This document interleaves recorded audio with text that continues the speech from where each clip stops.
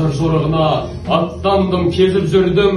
Мен бір сәт дамылдадым, көзімді ілдім. Жазылмаған жырымды жалғайсың ба? Жаңа жыр бастайсың ба өзің білгін? Жауап қалған. Мынау не? Басыңа шығып тұрған ба? Әппағында ерің жұқтырған ба? Әй, қайранмын. Қалай шыдап жүр екенсің, жылаушың ақсығындап тұрғанда. Бал едік, тау түседі. Үйретпепті өмірдің тек сені. Басқан десін қарадың, бас биік қой. Биік жерге алдымен қар түседі. Тентектікті бердім ғой балаларға. Бермесіне қоймайды шара бар ма? Оңып тұрған жерің жоқ сенің дағы. Тілін қайтып барады табалауға.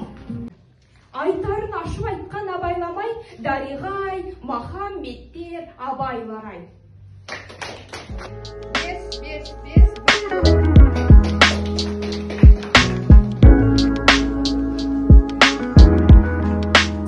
Қара сазының бойында өлең жазды саған арнап бір ақын. Түнгі аспаны тым жарық. Кеткендей ме бұл тауларда сырғалып.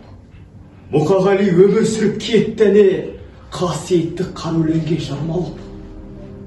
Биік-биік жолда жатқан белестер бір сырларды жасырғандай өрескен. Хан Тәңірге ұзақ тұрып қарасаң, Мұқағали бет-бейнесі елестер. Сен халқың үшін өлең болып жауар ең, Мұқағали қазынасы қауелең.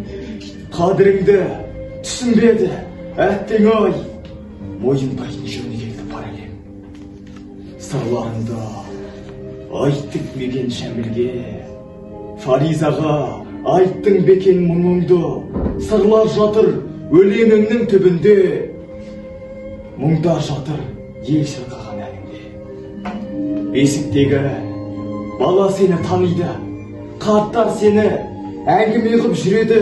Мұқағали жалғыз ақын ел үшін өлең болып жаратылған жүрегі.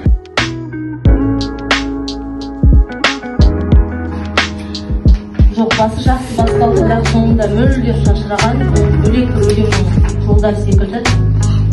Аталардың әруағын рухтап келіп отырған сіздердің әр қадамдарыңызға Алла Тағала нұрын серпсін. Аудандық байқауында үздік нәтиже көрсеткен үшін Исабаева Айым марапатталады.